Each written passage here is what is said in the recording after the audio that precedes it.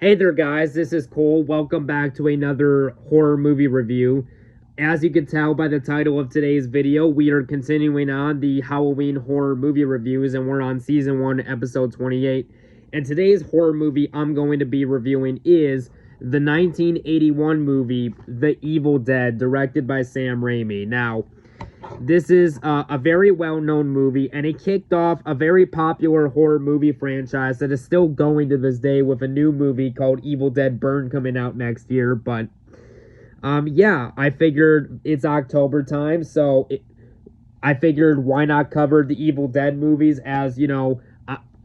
Now, I am a fan of the first three movies, not so much the rest, but I do like the first three movies. And granted, I've only seen the first season, but I did really like the Evil Dead TV show, Ash vs. Evil Dead, from the first season I saw. But I'm just going to be covering the movies this month, mainly the first three. I might review the remake, the 2013 remake this October. We'll see, although controversial take. I'm not necessarily the biggest fan of that remake, but if I cover it this month, I'll explain my reasons why. But anyways, so when it comes to this movie, what is the plot to the 1981 horror movie, The Evil Dead? Well, the plot of the movie is as follows. 5 college students at a remote cabin outside of Tennessee unwittingly unleash a monstrous evil force hell-bent on their total destruction in this legendary horror movie classic. So that's basically the simple plot synopsis to The Evil Dead. And one thing I will say about this movie is it's got a really good cast. You got Bruce Campbell as the main character, Ash Williams. You got Ellen Saywace as Cheryl Williams. You got Betsy Baker as Linda.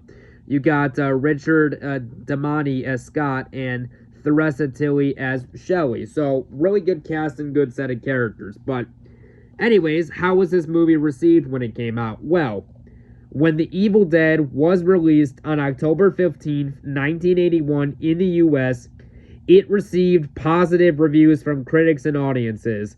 The movie was praised for its creative storytelling and performance by the movie's main star, Bruce Campbell. The movie was a huge success at the box office, and not only was it the start to a well-known iconic horror movie franchise that is still going to this day, it was also the start to Sam Raimi's career, who after this, of course, would go on to direct Evil Dead 2 and Evil Dead 3, but most notably, the Spider-Man trilogy of movies from the 2000s starring Tobey Maguire. Now, as for my reaction to the movie, I first saw this movie in 2018 and really liked it then, and all 7 years later, I still really like this movie. So, without further ado, let's get into my review. The movie starts off where we are introduced to Ash Williams, the main character played by Bruce Campbell, his girlfriend Linda, his sister Cheryl, Scott, and Scott's girlfriend Shelley, who are on a car ride, and Linda is sitting in the car.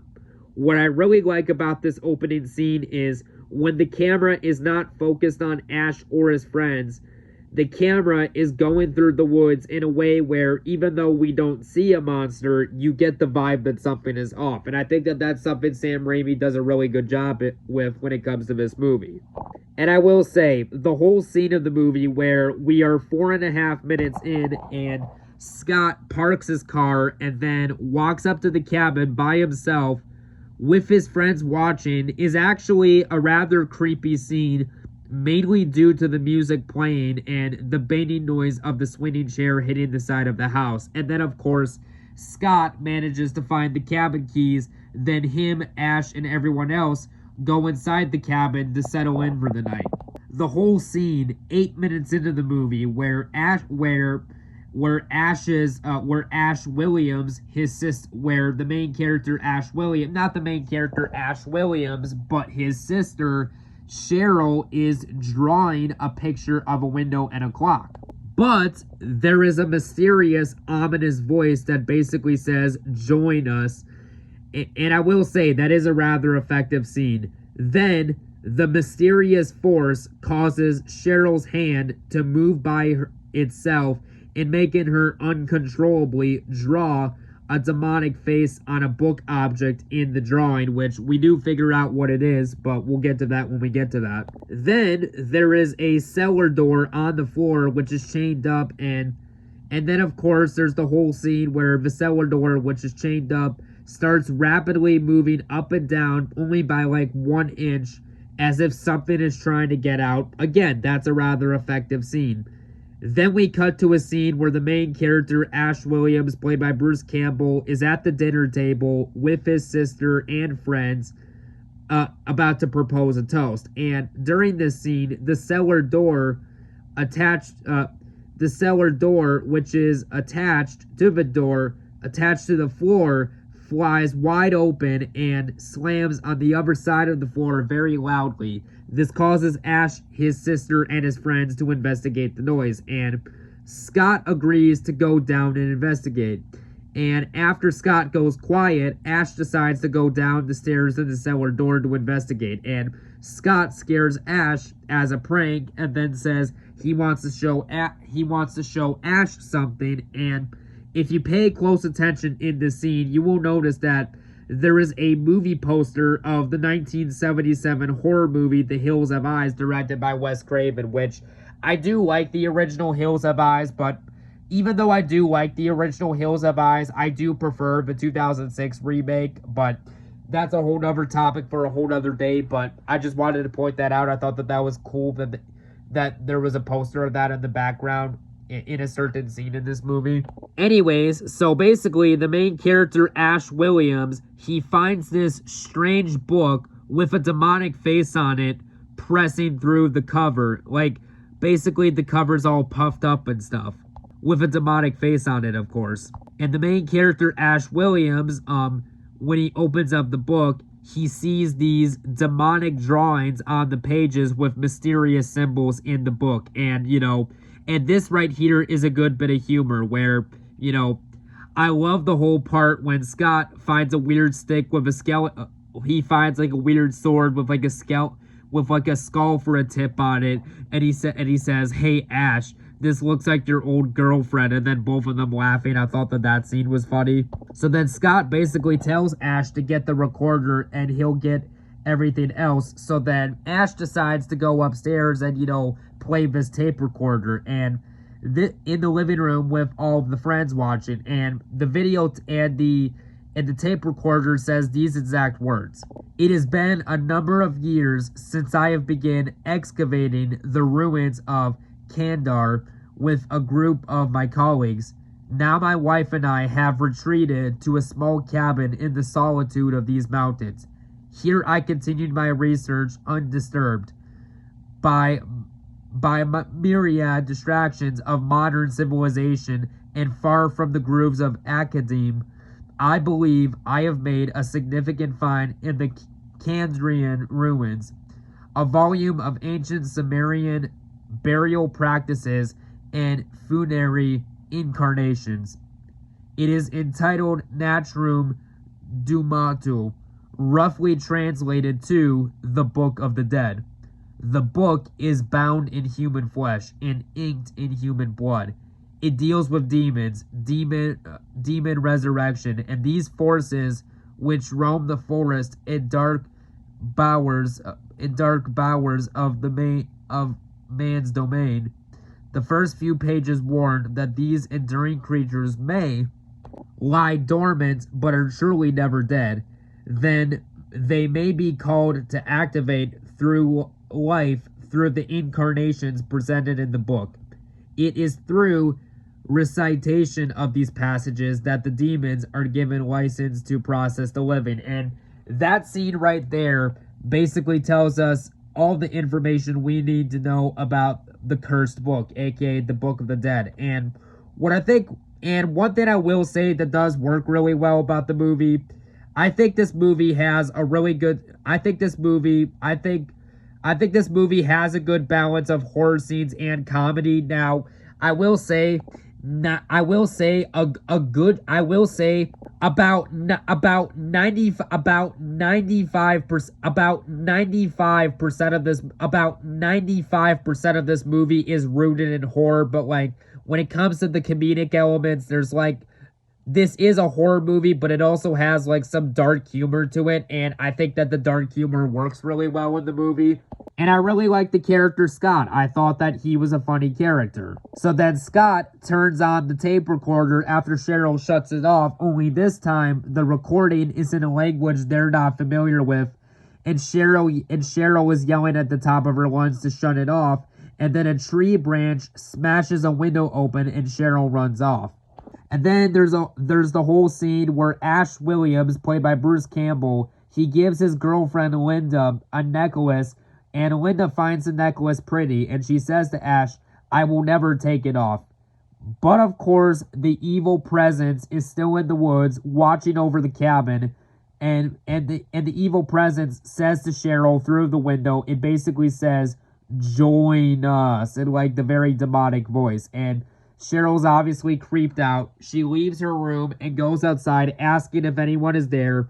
And then, of course, there's the whole iconic scene where Cheryl is surrounded in fog by the unseen force.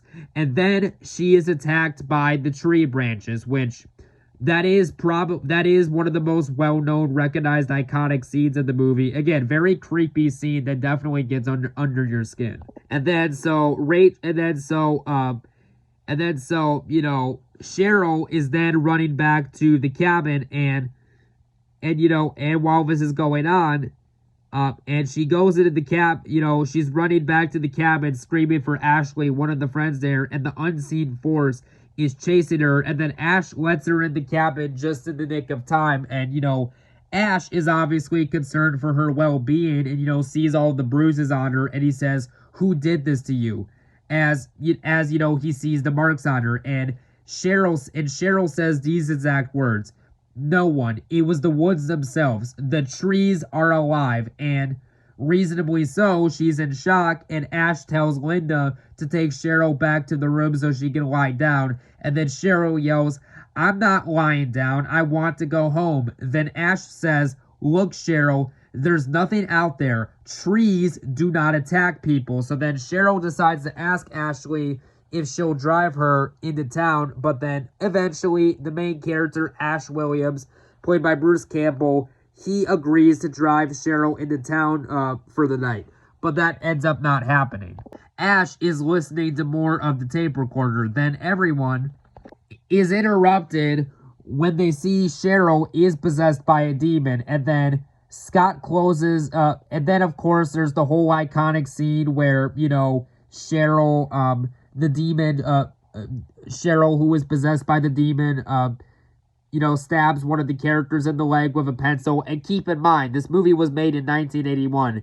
This is back in a time when pencils used to have lead poisoning. Now, they don't have that anymore. It's since then been replaced by graphite, but lead poisoning was really bad, especially back in the day. So imagine how much that would hurt. I mean, could you imagine how much that would hurt if that were to happen to your leg? Like, I couldn't imagine how painful that would be.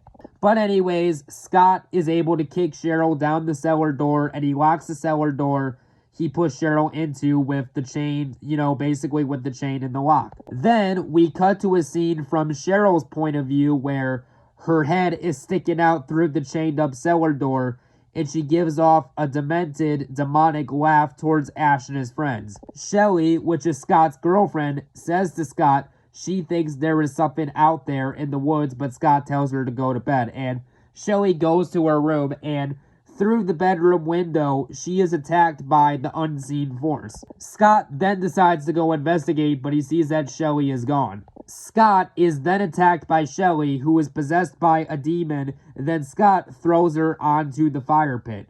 But she gets back up, and Ash tries to rescue Scott, but is thrown back. So then Scott grabs a knife and cuts off of Shelly's hand, and then Shelly's hand grabs the sword with the skull on it I mentioned earlier in the movie, and the hand, manages to stab her in the back, literally leading to her demise, or so we think.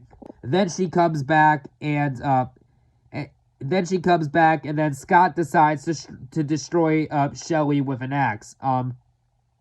And then the arms, the legs, and the head are separated from the body. But then basically Scott says they should bury their friend. So Ash, eventually the main character, Ash Williams, played by Bruce Campbell, he agrees to help Scott bury Shelly as she's not alive anymore. They bury Shelly. But then Scott says to Ash that he is leaving. He says, I don't care what happens to Cheryl. Like, you deal with her and stuff like that. So Ash decides to stay behind and watch over his girlfriend. Not Cheryl, I meant to say Linda. He watches over his girlfriend Linda, but he sees that was a mistake, as Linda is possessed by a demon, and Scott is injured, so he goes back into the cabin for Ash to help him, and Linda, possessed by a demon, laughs, and Scott says, I don't want to die, and then Cheryl, who is still possessed, mimics Scott and says, I don't want to die. You're not going to leave me here, are you? Are you, Ash? And then maniacally laughs, which I thought was a good sense of dark humor.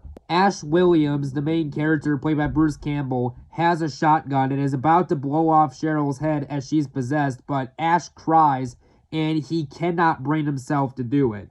Then Cheryl closes her eyes, they go back to normal looking eyes, and she says, help me, Ash, please don't let them take me again. And Ash Williams says, I won't let that happen again. Then Cheryl is calling Shelly's name, saying, let me out of here, I'm all normal now. So then obviously cautiously but slowly, Ash Williams approaches the cellar door, but he sees that it was a trap. Then Ash finds out that Ashley tricked Ash. But then I meant to say Linda, but anyways, Ash finds out that he was tricked, and the two people in the cabin are still possessed by the demon, and then of course there's the whole iconic scene where Cheryl, possessed by a demon, says, we're gonna get you, not another peep, time to go to sleep. And so, yeah, and then as the movie continues on, Scott ends up dead, and Ash Williams is the only survivor, and because of everything that has happened, it is now up to Ash Williams, to defeat the evil, survive the night, and escape the cabin alive. And one thing I will say I really like about this movie, besides its great storytelling and characters, is the practical effects, which still hold up really well 44 years later. But anyways, back to the review. Ash brains Linda outside and is digging a grave. Once Ash buries Linda, Linda comes out of the ground to attack Ash. Ash Williams then attacks Linda, hitting her over and over with a wooden board, then takes a shovel, knocking her head up. Swings a shovel, knocking her head off. Ash then goes back into the cabin. And then, of course, there's the whole iconic scene where Ash Williams is in the basement and the movie projector is playing and, blood covers the camera. That's a well-known scene. The movie then ends where Ash Williams defeats all the people who were possessed by demons and walks out into the sunrise when it's morning time. And then the movie ends where the unseen force, goes through the cabin, opens up the door, and then Ash sees this approaching him, and then he screams, but we don't see the evil on camera, and then the movie ends. So yeah, at the end of the day, The Evil Dead from 1981 is a really good horror movie. Not my favorite of the franchise, and my favorite is Evil Dead 2, which will be the next movie I'm reviewing, but this was a really good start to the franchise, and yeah. My only downside is that I'm not really a big fan of the ending. I think the ending's way too abrupt, but other than that, The Evil Dead from 1981 is a great horror movie, and I'm going to give The Evil Dead a 9 out of 10. So yeah. Anyways, guys, that was my review of Evil Dead, and next up, we'll be covering Evil Dead 2. But until then, we'll talk to you guys later. Bye-bye now.